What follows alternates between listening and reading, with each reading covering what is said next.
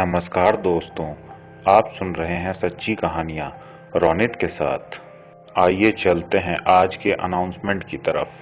कल की हमारी कहानी राज परिवार और कलश का रहस्य पे पहला कमेंट निशा नरीवाल जी का था। इस बार भी पहला कमेंट करने के लिए निशा जी को बहुत बहुत धन्यवाद। अब बढ़ते हैं अपनी कहानी की ओर। मेरा नाम नेहा है और आज की आप बीती मेरे ही परिवार के साथ घटी थी। ये बात तब की है जब मैं अपने भैया भाभी के अपने आगे की पढ़ाई के लिए शिफ्ट हो गई थी और मैं भैया भाभी के साथ ही रहती थी क्योंकि मेरी पढ़ाई उसी शहर में हो रही थी। भैया भाभी के अलावा उनके घर में उनका बेटा बबलू भी था। मेरी और बबलू की बहुत बनती थी और बबलू बहुत हंसमुख लड़का था और मेरे और भैया के बीच में भी बहुत हंसी मजाक और मस्ती चलते रहती थी। भैया के और भाभी के साथ हमारा रिलेशन बहुत अच्छा था। सब कुछ बहुत ही अच्छा चल रहा था, लेकिन अभी तक किसी को भी ये अंदाजा नहीं था कि भविष्य में हमारे साथ क्या होने वाला है। हालांकि सभी कुछ बहुत अच्छा था, लेकिन बबलू के एक आदत से भैया भाभी और मैं भी बहुत परेशान रहते थे। वो मूवीज देखने का बहुत ज्यादा शौकीन था, इतना कि पूछिए मत। अगर जरूरत पड़े तो वो स्कूल छोड़ करके भी मूवी कंप्लीट करने की कोशिश करता था। उसके लिए फिल्में और मूवीज तो ऐसा था जैसा कि खाना पीना मत दो, बस फिल्म दिखा दो। और यही चीज भैया भाभी को बहुत परेशान करती थी। भैया भाभी जब भी मुझे बोलते थे उसे पढ़ाने के लिए, तो वो एक ही शर्त पे पढ़ने के लिए बैठता था कि अगर वो होमवर्क कंप्लीट करके देगा तो ही उसे मूवी देखने मिलेगी। तब जाकर के वो पढ़ने के लिए बैठता था, नहीं तो आप कुछ भी कर लीजिए, वो पढ़ने के लिए बैठेगा ही नहीं। वो बस मूवीज देखना चाहता था। थोड़ी बहुत परेशानियों के साथ, जैसे कि सभी की आम जिंदगी होती है, हमारी जिंदगी बहुत ही खुशहाल बीत रही थी। भैया जॉब पे जाते थे, भाभी भी घर से ही कुछ पापड़ वगैरह बनाकर अच्छा खासा कमा लेती थी और वो घर पे भी बहुत स्वादिष्ट खाना बनाती थी। मैं भी अच्छे से पढ़ाई लिखाई कर रही थी, सब कुछ बहुत अच्छा चल रहा था। ऐसे ही एक दिन बबलू हमारे सामने आया। शाम में हम लोग चाय वगैरह सब पी रहे थे। बबलू आकर मूवीज के डायलॉग्स बोलना शुरू कर दिया। हमें बहुत मजा आया। हम लोगों ने उससे अलग अलग फिल्मों के डायलॉग बुलवाए। उसने भी बहुत सफाई के साथ और माहिर तरीके से सारे फिल्मों के डायलॉग्स को बोला। उसे किस डायलॉग के बाद कौन सा डायलॉग आता है, किसके बाद किसका, और कौन कौन से सीक्वेंस में, सब कुछ जबानी रटा हुआ था। मैंने उससे कहा कि बेटा कभी पढ़ाई की चीजों को भी ऐसे याद कर लिया कर। तो वो बहुत हाजिर जवाब था। उसने तुरंत जवाब दिया, आप फिल्म की तरह बनाकर मुझे पढ़ाई की चीजें दिखाओ, मैं तुरंत याद करके आपको सुना दूंगा। हालांकि उसकी बात तो सही थी। हम लोगों ने भी ये पढ़ाई के समय पे पढ़ा था कि अगर आपको किसी भी चीज में ज्यादा इंद्रियों का इस्तेमाल करना पड़े, जैसे कि कान, आंख और बाकी सारी चीजें जैसे दिमाग और वगैरह वगैरह, तो जल्दी याद होता है। लेकिन नॉर्मली पढ़ते टाइम हम लोग सिर्फ आंखों का इस्तेमाल करते हैं। अगर कोई पढ़ने के साथ साथ, मतलब आंखों के साथ साथ कानों में भी आवाज जाती है, जैसे कि मूवी में हम लोग डायलॉग सुनते हैं और स्क्रीन पे देखते हैं, दिमाग उसे प्रोसेस करता है, तो ये याद करना बहुत आसान होता है। और यही चीज उसने ना समझी में सही सही बोला था। फिर मैंने भी यही ट्रिक लगाना शुरू कर दिया। उसे कुछ पढ़ने के लिए देती तो उसके साथ साथ उसे रटने के लिए गाने की तरह और डायलॉग्स की तरह बोल के समझाती, जिससे कि उसे याद करने में थोड़ी आसानी तो होती, लेकिन अभी भी वो फिल्मों वाली बात नहीं थी जैसे कि वो फिल्मों को याद करता था। अभी तक वो पढ़ाई की चीजों को वैसे याद नहीं कर पा रहा था। हाँ, कंडीशन पहले से बेटर थी। एक वीकेंड की शाम जब हम लोग बैठे हुए थे, तो इस बार तो हम लोगों ने नोटिस किया कि उसके फिल्मों का जुनून अब एक लेवल और आगे बढ़ चुका है। अब वो कभी सुनील शेट्टी बन जाता, कभी सनी देओल, अलग अलग तरीके से डायलॉग्स बोलता और कॉपी भी इस तरीके से करता जैसे कि वो बिल्कुल माहिर है इस चीजों में। हम लोगों ने फिर से इस चीज को मजाक में लिया और उसे समझाया, बेटा पढ़ने में ध्यान दे। धीरे धीरे उसने सारी एक्टिविटीज मूवीज की तरह करने लगी। जैसे हाथ हिलाना, डांस करना, बाकी सारी चीज़ें, जो डायलॉग्स जैसे बोले जाते थे वैसे ही बैठकर वो, या खड़े होके वैसे ही हाथों को हिला के, सारी चीज़ें एकदम वैसे ही डिट्टो करने लगा था। धीरे धीरे आलम ये हो गया कि जो वो टीवी में देखता था वही सेम चीज़ वो करता भी था। लेकिन हमें ये बिल्कुल अंदाजा नहीं था कि कुछ चीज़ें इतनी खतरनाक भी हो सकती हैं, खास करके फिल्में। एक दिन भैया अकेले बैठकर रात में एक हॉरर मूवी देख रहे थे। उस हॉरर मूवी में कुछ मंत्रों के इस्तेमाल से एक जगह बैठ के एकाग्रचित होकर ध्यान लगाकर आत्माओं को बुलाने के तरीके को दिखाया गया था। और बबलू भी वहां बैठकर वो मूवी देख रहा था और लाइट बुझाकर भैया वो मूवी देख रहे थे, तो उन्होंने नोटिस नहीं किया कि बबलू कब वहां आके चुपके से बैठ गया, क्योंकि नींद में भी अगर उसे टीवी की आवाज आ जाती थी तो वो हर चीज को छोड़ के नींद में से जागकर जाके चुपके से टीवी देखने लगता था। उसने वहां बिना कुछ बोले चुपचाप बैठना सही इसलिए समझा क्योंकि अगर भैया जान जाते तो वो उसे सोने के लिए भेज देते। लेकिन वो चुपचाप वहीं बैठकर मूवी देखता रहा और काफी देर तक भैया को पता भी ना चला। लेकिन काफी देर बाद जब भैया पानी पीने के लिए उठे तो उन्हें नजर आया बबलू भी वहीं बगल में बैठा हुआ है। भैया ने उसे डांट कर कहा, जाओ और जाकर चुपचाप सो जाओ, बहुत रात हो गई है, सुबह तुम्हें स्कूल भी जाना है। बबलू बिना मन के चुपचाप वहां से उठ के गया और जाके सोने लगा। उसके बाद सुबह सब नॉर्मली जैसा होता था वैसा ही हुआ। वो स्कूल चला गया, भैया ऑफिस चले गए, मैं कॉलेज चली गई, सब कुछ नॉर्मल था। एक दो दिन सब कुछ यूं ही चलते रहा। लेकिन कुछ दिनों बाद एक दिन अचानक से हमें कुछ ऐसी आवाज आई जैसे कि बबलू अपने कमरे में किसी से बात कर रहा हो। ये चीज देखकर भैया गए उसके कमरे में चेक करने। जब भैया ने चेक किया तो वहां कोई भी नहीं था। भैया ने सोचा मूवी के असर के वजह से अब ये आपस में भी बात करने लगा है, या हो सकता है मूवी के डायलॉग्स बोल रहा हो। भैया ने ज्यादा ध्यान नहीं दिया और जाके चेक किया और उसको बोला, सो जा बेटा, कल सुबह स्कूल जाना है। वो भी चुपचाप सो गया। उसके बाद अगले सुबह जब हम लोग सब वही बाहर चले गए थे, मैं अपने कॉलेज, बबलू अपने स्कूल और भैया अपने ऑफिस, तो भाभी को कुछ अजीब सी आवाजें आई, जिन्हें चेक करने के लिए भाभी जब अंदर की तरफ गई तो वहां उन्हें कुछ नजर नहीं आया। तब तक उन्हें आवाज आया जैसे बाथरूम में पानी चल रहा हो। उन्हें लगा घर में तो कोई है नहीं, पानी किसने चलाया। फिर उन्हें लगा हो सकता है किसी ने चलता हुआ पानी छोड़ दिया हो। फिर उन्होंने बोला, इतनी देर से पानी वेस्ट हो रहा है, कितनी बुरी बात है। फिर वो अंदर गई और जैसा कि उन्हें लगा था सच में बाथरूम में पानी चल रहा था। उन्होंने नल बंद किया और वो वापस अपने काम में लग गई। थोड़ी देर बाद उन्हें महसूस हुआ जैसे किचन में पानी चालू है। फिर वो किचन में जाके चेक करने लगी। उन्होंने उस नल को बंद किया और वो वापस अपने काम पे चली गई। ऐसे ही बहुत सारी चीजें होती रहीं। दिन कट गया। जब शाम को हम लोग घर वापस आए तो हम लोगों ने देखा भाभी हल्की सी परेशान जैसी लग रही हैं। मैंने पूछा, क्या हो गया? तो भाभी ने बोला, नहीं, आज कुछ अजीब सी चीजें हो रही थी घर में। उन्होंने भैया को सब कुछ बताया।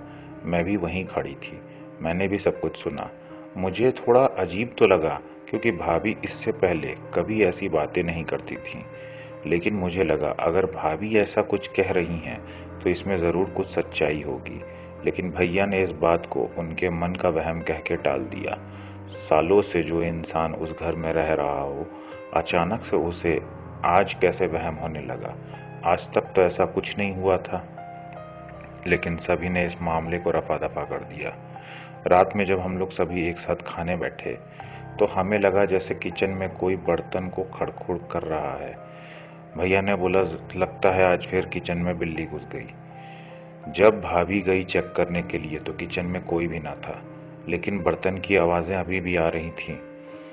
भाभी ने चेक किया, उनको लगा कि घर में चूहा घुस गया है, जो कि नजर तो नहीं आ रहा लेकिन बराबर बर्तनों के बीच में से भागा दौड़ी कर रहा है, इसीलिए अजीब अजीब सी आवाजें आ रही हैं। उन्होंने आके भैया को सब कुछ बताया। भैया भी किचन में गए, मैं भी उनके साथ गई। हम लोगों ने चेक किया, हमें कुछ भी नजर नहीं आया और अब आवाज़ें भी बंद हो चुकी थीं।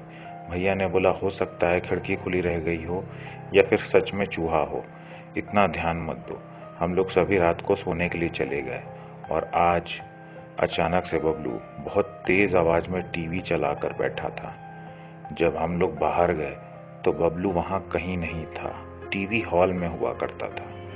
तो जब हम लोग हॉल पहुंचे तो हॉल में कोई भी नहीं था, वहां सिर्फ टीवी चालू थी बहुत तेज साउंड में।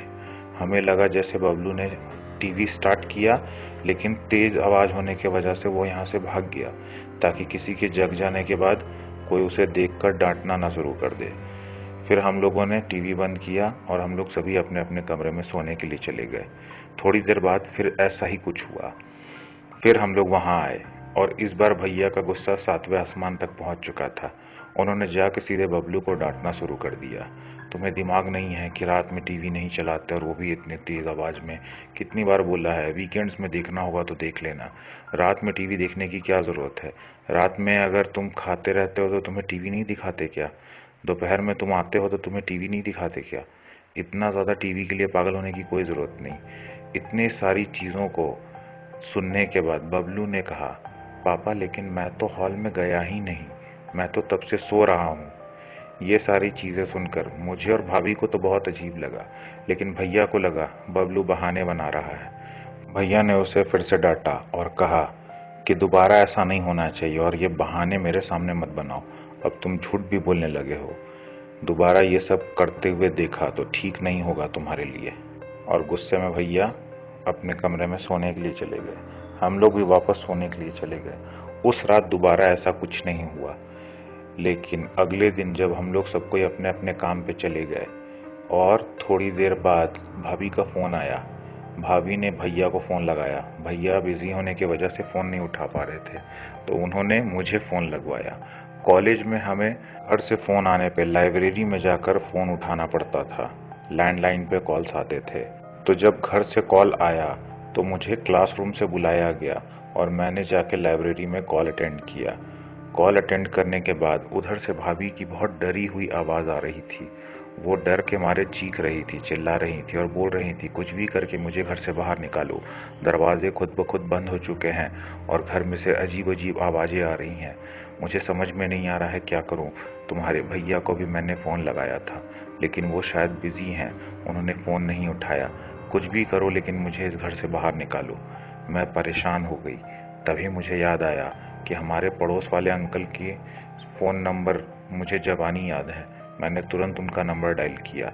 वो भी घर पे नहीं थे, लेकिन उनकी वाइफ घर पे थी। उनकी वाइफ को मैंने बोला, तुरंत जाकर भाभी को घर से बाहर निकालिए, कुछ इमरजेंसी हो गई है। उन्होंने भी ऐसा ही किया और मैं कॉलेज से छुट्टी लेकर तुरंत घर पे पहुंची। जब मैं घर पे पहुंची तो हमारे पड़ोस वाली आंटी और भाभी दोनों बाहर खड़ी थी, आपस में बातें हो रही थी। भाभी उन्हें बताना नहीं चाहती थी कि क्या हुआ, लेकिन आंटी काफी तजुर्बेकार थी। उन्होंने भाभी का शक्ल देखा और अंदाजा लगाया कि कुछ तो ऐसा हुआ है जिसके वजह से ये इतनी डर गई है, क्योंकि वो भाभी को बहुत लंबे समय से जानती थी। वो जानती थी कि ये यूं ही नहीं डरती है और बिना मतलब की बहानेबाजी भी नहीं करती है, तो कुछ तो हुआ है, लेकिन वो बताना नहीं चाहती है। तो आंटी ने भी ज्यादा फोर्स नहीं किया। आंटी ने कहा, कोई बात नहीं, अब तुम्हारी ननद आ चुकी है, और मुझे कहा कि तुम अपनी भाभी का ख्याल रखना, तुम्हारी भाभी काफी परेशान लग रही है। अच्छे से तुम दोनों अंदर रहना और कोई भी परेशानी होते के साथ तुरंत मुझे फोन कर देना। वो तो अच्छा हुआ कि तुमने मुझे फोन कर दिया, नहीं तो पता नहीं आज क्या हो जाता। भाभी ने कहा, धन्यवाद। उनको शुक्रिया वगैरह अदा की, चाय पीने के लिए घर में इनवाइट भी किया, लेकिन उन्होंने कहा कभी और सही, मैं भी घर में कुछ काम ही कर रही थी। इसका फोन आने की वजह से मुझे जल्दी जल्दी में आना पड़ा। फिर आंटी अपने घर चली गई और मैं भी बहुत बेचैन थी। मैंने भाभी को अकेले में ले जाकर पूछना शुरू किया, भाभी क्या हुआ, चलिए पहले घर में चलते हैं। लेकिन भाभी घर में जाने के लिए तैयार नहीं थी। वो अपने ही घर में जाने के लिए तैयार नहीं थी, जिस घर को उन्होंने बहुत प्यार से बनाया था। आज वो अपने उसी प्यारे घर में घुसने से मना कर रही थी, और इस कदर मना कर रही थी जैसे शायद वो दोबारा इस घर में कभी पैर भी ना रखना चाहें। मैंने उन्हें साइड में ले जाकर पूछा, बोलिए भाभी, क्या हो गया जिसके वजह से आप अपने ही घर में नहीं घुसना चाहती हैं? उन्होंने बोला, मैं चुपचाप काम कर रही थी। काम करते करते वैसे ही छोटी मोटी खुटपुट आवाजें हो रही थी। मैंने ध्यान नहीं दिया। उसके बाद धीरे धीरे वो आवाजें तेज होने लगीं। जब काफी देर तक मैंने इस चीज पे ध्यान नहीं दिया तो थोड़ी देर बाद लगा कि जैसे कोई सामान इधर से उधर फेंक रहा है। जब मैंने जाके देखा तो सच में मेरे आंखों के सामने सामान इधर से उधर उड़ रहा था और सारे सामान जाके दीवार से टकरा के टूट रहे थे, और जो टूटने लायक नहीं था वो लड़ करके गिर रहा था और दोबारा हवा में उछल के फिर से जाकर दीवार से लड़ रहा था। ऐसे ही बहुत देर तक चलते रहा। थोड़ी देर बाद हमारे घर का फर्नीचर भी इधर से उधर होने लगा। जब तमाशा बहुत ज्यादा बढ़ गया तो मैं बाहर भागने की कोशिश करने लगी, लेकिन जब मैं दरवाजे तक पहुंची तो दरवाजा भी बंद था। मैंने बहुत कोशिश किया लेकिन दरवाजा नहीं खुला। हालांकि दरवाजे के बगल में ही फोन था। मैंने सोचा अगर बाहर निकलना पॉसिबल नहीं है तो कम से कम किसी को फोन करके बुला लूं, लेकिन डर के मारे मुझे किसी और का नंबर याद नहीं आ रहा था। तुम ही दोनों का नंबर बस मुझे याद था। मैंने पहले उन्हें फोन लगाया, उन्होंने फोन नहीं उठाया। फिर मैंने तुम्हें फोन लगाया और तुमने अच्छा हुआ कि आंटी को फोन लगा दिया, नहीं तो कॉलेज से आते आते तक तो शायद मैं जिंदा भी नहीं बचती।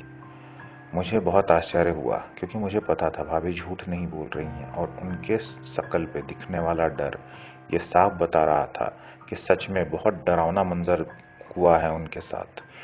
फिर मैं भाभी को लेकर जबरदस्ती अंदर गई। जब मैंने अंदर का माहौल देखा तो मुझे समझते देर नहीं लगी कि भाभी की बातों में सच्चाई है, लेकिन मुझे ये समझ में नहीं आ रहा था कि सब कुछ तो अभी तक ठीक था, अचानक से ये कुछ दिनों में क्या होने लगा है। और सबसे ज्यादा ये सारी चीजें भाभी ने ही फेस की थी। हालांकि जो चीज हमारे और भैया के सामने हुई थी भैया ने उसे नकार दिया था, लेकिन भाभी ने जो जो चीजें अब तक देख ली थी वो बहुत अजीब थी। फाइनली मैंने जैसे तैसे भाभी को मनाकर बैठाया और हम दोनों वहीं बैठकर भैया का इंतजार करने लगे। आपस में बात करते करते अब धीरे धीरे माहौल काफी हल्का होने लगा था। भाभी का डर भी अब कम हो चुका था। थोड़ी देर बाद भैया आए। जब भैया आए तो हम दोनों भैया पे टूट पड़े। हम दोनों ने भैया को सब कुछ बताना शुरू किया। पहले तो सिर्फ भाभी के बोलने पे उन्हें विश्वास नहीं हो रहा था, लेकिन जब मैंने भी बताया और हम लोगों ने फर्नीचर भी अभी तक ठीक नहीं किया था, सब कुछ देखने और समझने के बाद भैया को थोड़ा थोड़ा विश्वास होने लगा था, क्योंकि कुछ फर्नीचर इतने भारी थे जिसे हम सारे मिल करके भी नहीं हिला सकते थे। उन फर्नीचर्स को सिर्फ हम और भाभी हिला दें ये तो पॉसिबल ही नहीं था। और जब भैया ने सारी चीजें देखी, पूरे घर में घूम घूम कर क्या क्या चीज टूटा है, कैसे कैसे हुआ है सारी चीजें, तो एक चीज नोटिस में आया। पूजा वाले कमरे को छोड़कर पूरे घर में तबाही मची हुई थी। सिर्फ वही एक ऐसा कमरा था जिसमें कुछ भी नहीं हुआ था और ना ही एक तिनका इधर से उधर हुआ था। हालांकि पूजा वाला कमरा बंद था। तो कुछ लोग ये सोच रहे थे कि पूजा वाला कमरा बंद था शायद इसलिए ऐसा नहीं हुआ, लेकिन मैं और भाभी आश्वस्त थे कि वो पूजा का कमरा है, भगवान का कमरा, इसीलिए शायद वहां कुछ नहीं हुआ। हम लोगों ने सोचा चलो घर में कोई तो ऐसा सेफ जगह है जहां इमरजेंसी में हम लोग जाकर बच सकते हैं। भैया को हम लोगों ने सब कुछ बताया। हम लोग तीनों डिस्कशन करने बैठे। बबलू भी घर में ही था। बबलू को पढ़ाई लिखाई पे लगा दिया गया। उसके बाद हम लोग का डिस्कशन काफी लंबा चल रहा था। फिर हम लोगों ने बबलू को टीवी चलाने के लिए छोड़ दिया, और बबलू और टीवी आप तो समझ ही सकते हैं। वो चुपचाप मजे में टीवी देखने लगा। टीवी देखते देखते काफी समय हो गया। उसने बोला भूख लगी है, लेकिन हमारे बीच डिस्कशन ये हो रहा था कि आखिर अब निवारण क्या किया जाए इस चीज का। घर छोड़ना पॉसिबल था नहीं, और अपना घर हम क्यों छोड़े। आज तक इससे पहले तो कभी कुछ हुआ नहीं था। अचानक से ऐसा क्या हो गया जिसके वजह से ये सारी चीजें हो रही हैं। उसके बाद हम लोगों ने फैसला किया कि अगले दिन हम लोग मंदिर जाएंगे। भैया को ऑफिस जाना बहुत जरूरी था, इसलिए मैंने कॉलेज से छुट्टी ले ली और भाभी को लेकर मैं सबके जाने के बाद मंदिर पहुंची। मंदिर पहुंच के हम लोगों ने पंडित जी को सभी चीजें बताई। उसके बाद उन्होंने कहा, आपको अगर पहले ऐसा कुछ महसूस नहीं होता था तो अचानक से ये सब महसूस होने का ये भी कारण हो सकता है कि घर में कोई ऐसी चीज आ गई हो जिस चीज के वजह से ये सारी चीजें हो रही हों, जिसके साथ कोई नेगेटिव एनर्जी भी आ गई हो। आपको घर को अच्छे से खोजना होगा, टटोलना होगा, शायद ऐसा कुछ निकल आए। या फिर ऐसा भी हो सकता है कि आपका कोई अड़ोसी पड़ोसी आपको खुशहाल ना देख पा रहा हो और उसने आपके घर में या आंगन में कुछ ऐसा छुपा दिया हो जिससे आप लोगों के साथ ये नेगेटिव शक्ति चिपक जाए। सब कुछ समझने के बाद उन्होंने हमें एक सुरक्षा कवच दिया और साथ में रक्षा सूत्र दिया। बोला, जब तक ये आपके हाथ में रहेगा तब तक आपका कोई कुछ बिगाड़ नहीं पाएगा, लेकिन हाँ, घर का निवारण करना जरूरी है। आप लोग जाके चेक कीजिए, अगर आपको वो चीजें मिल जाती हैं तो आप मुझे बताइएगा, और अगर आपकी परेशानियों का निवारण नहीं हो पाता तब भी कल आकर मुझे बताइएगा, फिर मैं आगे के कुछ कदम उठाऊंगा। मैंने और भाभी ने हामी भर दी। हम लोग घर पहुंचे एक मिशन की तरह, और रक्षा सूत्र हाथ में था। उसके कॉन्फिडेंस में हम लोगों ने घर का एक एक कोना छान मारा। जब सब कुछ खोज के हम लोग थक गए, शाम हो गई, भैया बबलू भी आ चुके थे। उसके बाद हम लोगों ने सब कुछ भैया को बताया कि पंडित जी ने क्या क्या कहा। तो भैया ने पूछा, क्या तुम लोगों को कुछ मिला? तो हम लोगों ने बोला, नहीं, हम लोगों ने पूरा घर छान मारा लेकिन हमें कुछ नहीं मिला। भैया ने बोला, चलो मैं भी तुम्हारी मदद करता हूँ। हम लोगों ने घर को एक बार और पूरी तरीके से खंगाल डाला, लेकिन घर में सच में कुछ नहीं था। उसके बाद हम लोग परेशान हो गए। फिर भैया ने बोला, चलो कम से कम आज कुछ वैसा तो नहीं हुआ है। हम लोगों ने कहा, नहीं, वैसे भी आज हम लोग काफी देर तक बाहर थे, फिर जब से आए हैं तब से खोजबीन में हैं, तब से तो कुछ नहीं हुआ। तो भैया ने बोला, कोई बात नहीं, आज की रात कट जाने दो, कल एक काम करेंगे, कल पंडित जी के यहाँ जाकर देखेंगे कि कुछ निवारण होता है कि नहीं। हम लोग सभी सोने चले गए। जब हम सभी लोग सोने चले गए तो घर में से अजीब अजीब आवाजें आना शुरू हो गई। धीरे धीरे बबलू चीख कर अपने कमरे से भागकर भैया भाभी के कमरे में पहुंचा। उसने कहा, मेरे कमरे में कोई है जो मुझे हवा में उठा के बार बार इधर से उधर फेंक रहा है। मेरे दीवार से टकराने से पहले ही मुझे फिर से कैच कर लेता है। वो बहुत बड़ा है, विकराल है, काला है, हाथ लंबे, नाखून लंबे। ये सारी बातें सुनकर भैया भाभी डर गए। उन्होंने तुरंत मुझे अपने कमरे से निकाला और सभी को एक जगह इकट्ठा कर लिया। धीरे धीरे घर का माहौल बहुत डरावना होते जा रहा था। सभी चीजें इधर से उधर हो रही थी। तभी अचानक से हमारे सामने दो तीन अजीब से विशालकाय सी परछाइयां जैसी आ गईं। जैसा कि बबलू ने बताया था, वो लोग उसी तरीके के दिख रहे थे। धीरे धीरे वो लोग हमारे तरफ बढ़ने लगे, लेकिन हमें तभी याद आया कि हमारे हाथ में रक्षा सूत्र तो है ही, तो वो लोग हमें टच नहीं कर पा रहे थे। फिर हम लोगों ने सोचा कि घर का एक ही ऐसा जगह है जहां वो लोग हमें टच नहीं कर सकते और हम लोग और सिक्योर हो जाएंगे। हम लोग तुरंत पूजा वाले कमरे की तरफ भागे और वहीं जाकर बैठ गए। हम लोग वहां बैठकर पूरी रात भगवान का नाम लेते रहे। सब कुछ बाहर वैसे ही तबाही मचती रही। इधर से उधर सामान उठते फिकाते रहा। हमें वो लोग साफ साफ पूजा वाले कमरे से भी नजर आ रहे थे। वो लोग बहुत कोशिश कर रहे थे कि वो लोग किसी तरीके से उस कमरे के अंदर आ जाएं, लेकिन वो लोग कामयाब नहीं हो पा रहे थे। धीरे धीरे बहुत ज्यादा तबाही मचने के बाद सुबह हो गई और सनलाइट आते के साथ, सूरज की पहली किरण घर में प्रवेश करते के साथ वो लोग गायब हो गए। उसके बाद हम लोग तुरंत निकले और उसी तरीके से फटाफट मंदिर पहुंचे। मंदिर में जाके हम लोग पंडित जी से तुरंत अर्जी लगाना शुरू कर दिया कि पंडित जी देखिए, ऐसा ऐसा हो गया है, क्या किया जाए। हम लोग पूरी रात परेशान रहे। पंडित जी ने कहा, रुको, मैं अभी तुरंत कुछ करता हूँ। पंडित जी ने आरती पूजा में हमें बैठने के लिए कहा। हमें नहाना धोना और बाकी सारी चीजें मंदिर में ही करनी पड़ी। उसके बाद हम लोग भी आरती पूजा में बैठे।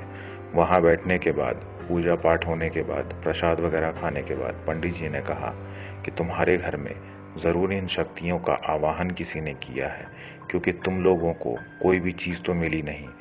तो अगर किसी ने आवाहन किया है तो पता करना पड़ेगा कि आवाहन किसने किया है और किस तरीके से किया है। उसके बाद पंडित जी अपने सारे अस्त्र शस्त्र, इसका मतलब पवित्र करने वाला जल, पुस्तकें, ग्रंथ और बाकी सारी चीजें लेकर हम लोग के घर की तरफ निकले। और हम लोगों के घर पे पहुंचने के बाद उन्होंने बाहर से ही बता दिया कि तुम्हारे घर में एक नहीं, कम से कम 3 से 4 शक्तियां हैं, और वो ऐसी कोई शक्तियां हैं जो आसपास ही मंडरा रही होंगी। जिसने आवाहन किया उसके आवाहन पे वो लोग तुम्हारे घर में प्रवेश कर गई, क्योंकि ऐसी शक्तियों को सिर्फ एक बुलावा ही चाहिए होता है, और शायद वो बुलावा तुम्हारे घर के अंदर से ही हुआ है। तुम में से किसने ये गलती की थी? क्या कोई बाहरी आया था?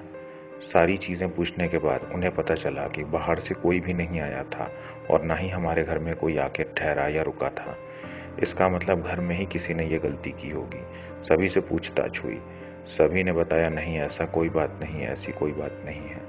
लेकिन जब बबलू से पूछताछ हुई तो पता चला कि बबलू ने वो हॉरर मूवी देखने के बाद घर में, जैसे उस मूवी में आवाहन किया गया था इन बुरी शक्तियों का, वही सेम चीज घर में बैठ के ट्राई किया। क्योंकि वो मूवी में देखी हुई हर चीज को कॉपी करता था, उसने इस चीज को भी कॉपी कर दिया, जिसके वजह से, और बच्चों का मन इतना सादा और खाली होता है कि वो लोग किसी भी चीज में एकाग्रचित हो सकते हैं। उसने जब पूरा ध्यान लगाकर इन लोगों को बुलाया तो ये शक्तियां तुरंत घर में प्रवेश कर गई। धीरे धीरे इनकी शक्तियां बढ़ते रहीं, क्योंकि हम लोग इन पे ध्यान तो दे नहीं रहे थे, ना ही ना हम लोगों ने घर को पवित्र किया, ना ही कुछ और।